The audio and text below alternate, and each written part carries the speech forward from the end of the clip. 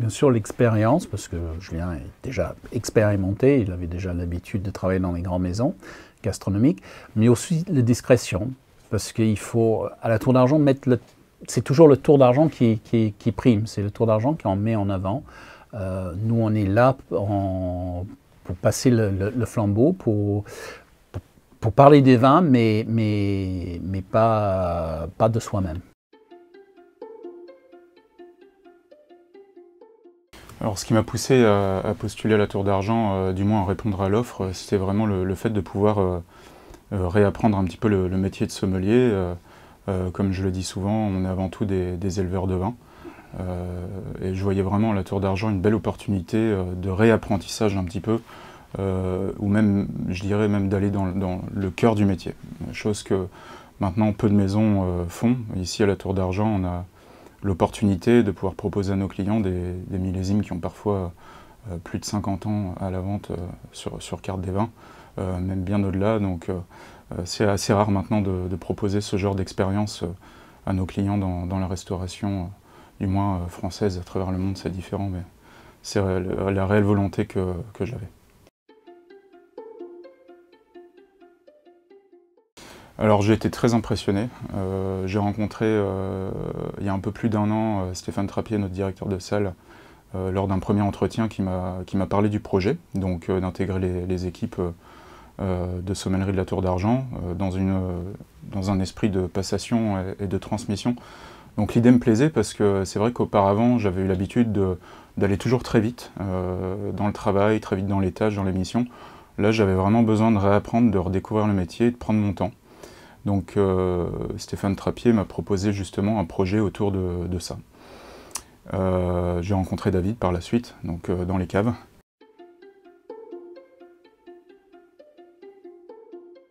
Bien sûr, c'était déjà impressionnant, peut-être un peu moins impressionnant qu'aujourd'hui. Il y avait un peu moins de vin, mais ce qui était assez logique, parce qu'à l'époque, il suffisait d'appeler des domaines, on pouvait avoir des vieux millésimes facilement, ils avaient des stocks, on pouvait racheter à faire à mesure nos besoins. On a vu une évolution depuis 40 ans sur les domaines, surtout en Bourgogne, mais ailleurs, où les vieux millésimes n'existent plus. Il faut prendre option tout de suite sur des vins, il faut être beaucoup plus rapide et on est tenu à stocker des vins. Donc on a grandi les caves à la fois physiquement en creusant un deuxième niveau et sur les nombres de bouteilles.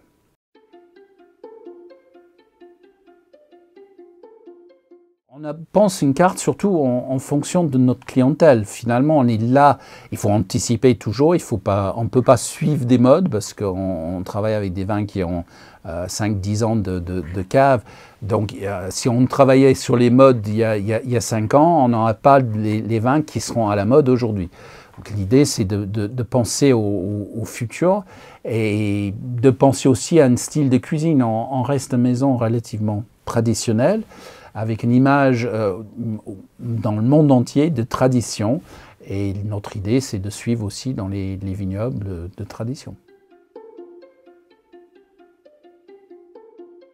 À partir du moment où on propose une grande carte des vins telle que celle-ci, ça peut générer différents sentiments au point de vue vis-à-vis de notre clientèle. Le client peut se sentir émerveillé, peut se sentir surpris, ou peut parfois même avoir un sentiment d'anxiété, ou même de frustration. Une carte des vins comme ça, quand je parle de sentiment de frustration, le fait que par exemple le client ne se sente pas à la hauteur pour choisir un vin, le vin qu'il souhaitait, inconsciemment espéré.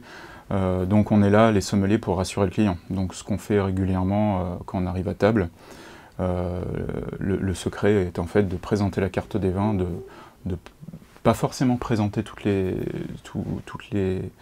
sections, mais peut-être déjà demander au client s'il est déjà venu à la Tour d'Argent, s'il a déjà eu l'occasion de côtoyer la carte des vins. Donc de chercher des repères, chercher des choses, des clés pour que le client puisse s'orienter. À la suite de ça, en salle, ce que l'on peut faire, c'est également demander le goût des clients. S'ils aiment telle ou telle région, tel ou tel cépage, si peut-être il y a une année qu'ils ont envie de célébrer.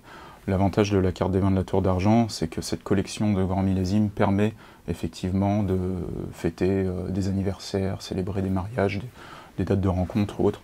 Donc vraiment, on doit trouver des clés et orienter le client dans ses choix. Donc ça, c'est une idée. Après, il y a aussi le client qui arrive au restaurant, qui sait ce qu'il veut, et qui, par exemple, une table de 4 qui peuvent demander 2 cartes des vins, une par personne. Donc voilà, ils savent ce qu'ils veulent en principe.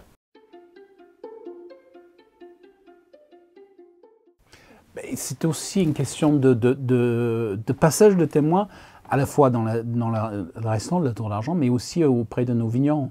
On travaille avec presque 200 vignerons différents. Donc, chaque vigneron, moi j'ai côtoyé depuis 40 ans, je les connais, les familles, les parents, les grands-parents, les enfants.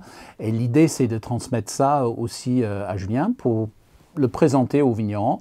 Parce que finalement, on est parti d'un relais entre les vignes et la table. Et nous, c'est un intermédiaire qu'il faut s'effacer devant le vin, mais il faut connaître aussi bien le vin que nos clients, qui aussi font beaucoup de déplacements, qui font aussi beaucoup de voyages. Donc, je suis là en partie pour ça. On essaie de faire ça au moins une fois par mois, un voyage dans les vignes ensemble avec les plus jeunes encore. C'est important, c'est dans les vignes qu'on fait le vin.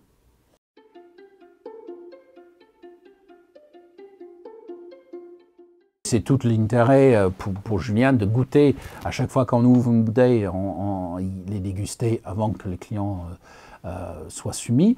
Donc c'est important de connaître l'évolution. C'est aussi ce qui nous fait une partie de l'intérêt d'aller dans les vignobles, parce qu'on goûte avec les vignerons leur vin, pas que le millésime Moncourt, mais aussi des plus vieux.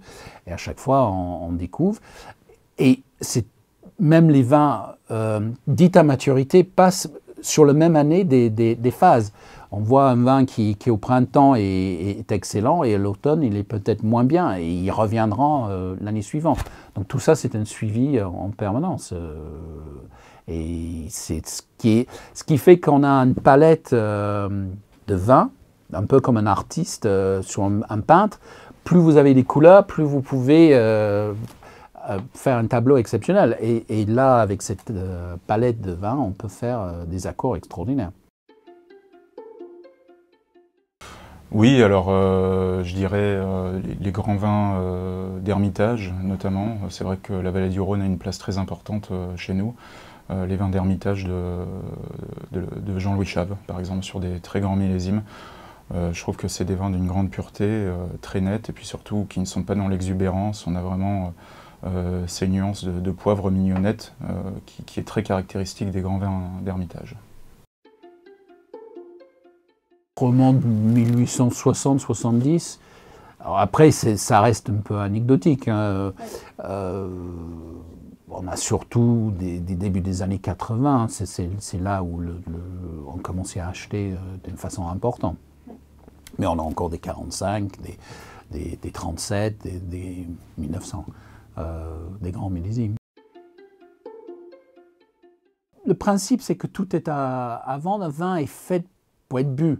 On n'est pas un musée de vin. Hein. On n'est pas là pour garder des vins au-delà de la capacité de vieillissement. Alors, il y a quelques très vieux vins, mais c'est des millésimes exceptionnels. À cette époque-là, il y avait un millésime sur 10 qui était vraiment très bon, qu'on pouvait garder. C'est un peu la différence. Aujourd'hui, même les plus petites millésimes sont une capacité de vieillissement. Contrairement à ce que les gens imaginent, parce qu'on a des vins qui sont de plus en plus approchables en vin jeune, c'est des vins qui vieillissent très très bien. C'est pas parce que c'est facile en vin jeune que ça ne va pas se garder. Quand on arrive à la Tour d'Argent, ce qui est clair, c'est qu'il faut préserver l'ADN des caves. Ça, je l'ai très bien intégré dès le début. C'est nous qui nous adaptons au lieu et à la Tour d'Argent. Nous ne servons effectivement que des vins à maturité et effectivement j'ai aussi pleinement conscience de leur bonne température de service qui doit être faite pour la bonne dégustation des vins, avec la verrerie évidemment adaptée.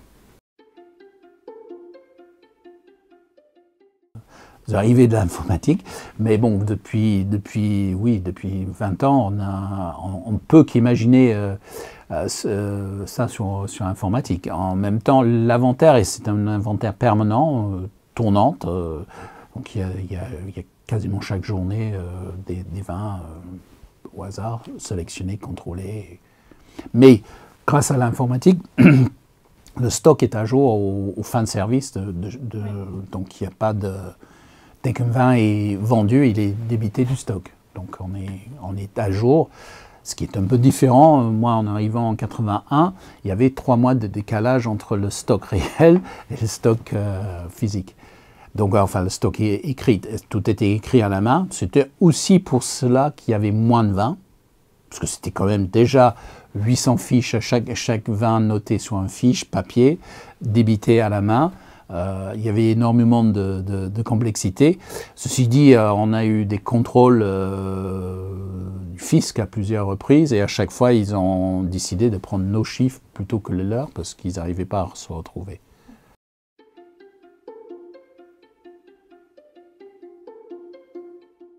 Maintenant, la tendance actuelle, les clients ont plus tendance à choisir des accords mets et vins pour accompagner une cuisine qui est maintenant dans un style d'évolution assez net, qui fait la part belle au produit. Voilà, pas forcément trop dénaturé, mais le produit vraiment mis en valeur. L'intérêt en partie, c'est le partage d'une bouteille et de découvrir tout au long d'un repas. Parce que le problème avec les accords vins et mets, c'est très éphémère et on n'a pas toujours le temps de découvrir un vin. C'est souvent le deuxième verre du même vin sur lequel on commence à vraiment le comprendre et rentrer dans sa diversité. C'est pour ça, bon, aujourd'hui on est tenu, hein. Moi j'ai connu une époque où il n'y avait pas de vin au verre, tout était à la bouteille ou la demi-bouteille. Aujourd'hui c'est très compliqué de faire des demi-bouteilles chez les vignerons, ils ne veulent plus, c'est trop compliqué, c'est trop... Hein. Donc c'est des bouteilles de 75 centilitres, mais à 2 personnes, une bouteille partagée tout au long d'un repas, ce n'est pas excessif en soi, et ça permet, même si l'accord n'est pas à un moment parfait, ça permet de partager quelque chose. C'est un peu comme partager le pain. C'est un moment de partage, la table. Ce n'est pas que un truc intellectuel où on s'éligne des chiffres. C'est cette chaleur de partage. Et je pense que c'est aussi agréable de voir la bouteille sur table, de parler du vin, même si on est néophyte, hein, c'est pas grave. On a des impressions, on est là. Et le décor de la bouteille, l'étiquette, quelquefois très abîmée par le temps, ça fait partie du plaisir.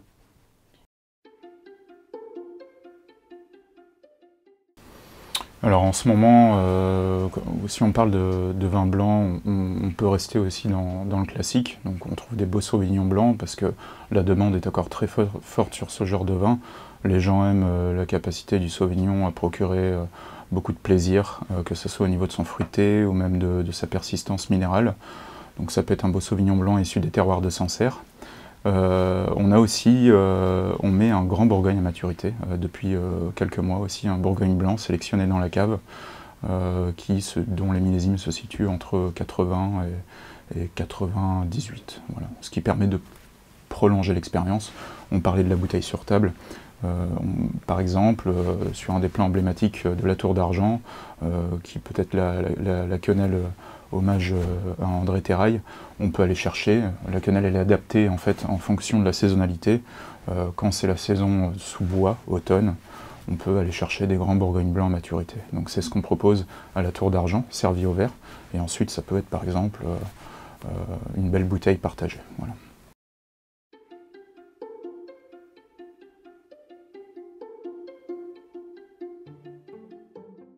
C'est tous comme nos enfants, on est fiers de tous. Aujourd'hui, on parle de plus en plus du Cabernet Franc de la Loire, les vieux Chinons des Bourgueil.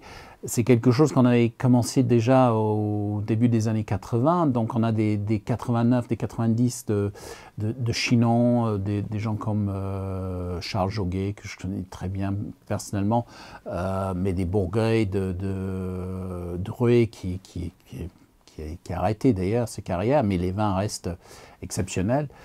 C'est impressionnant de trouver ces vins qui qui était considéré ou mal considéré autrefois, qui aujourd'hui finalement prend la lettre de noblesse.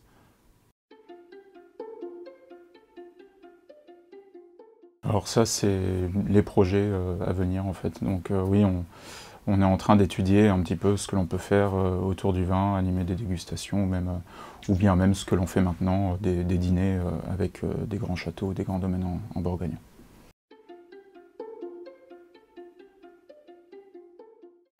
Alors le but vraiment, comme je le disais précédemment, c'est de préserver l'ADN de la Tour d'Argent, donc continuer à travailler avec les plus grands châteaux et domaines en Bourgogne et les plus grandes maisons. Et ensuite, je dirais pas de prendre un tournant, puisque le tournant a été vu déjà par David au sujet de la biodynamie il y a plusieurs années, fin des années 80, début des années 90, notamment en Bourgogne, chez Anne-Claude Leflève.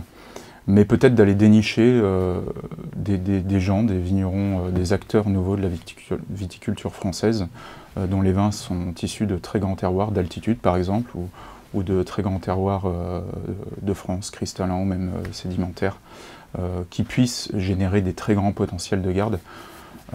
Et il s'avère que c'est vrai, quand on goûte les vins des vins de Savonnières, du Clos de la Coulée de Séran ou autres, sont des vins qui ont un potentiel de garde qui est juste monumental.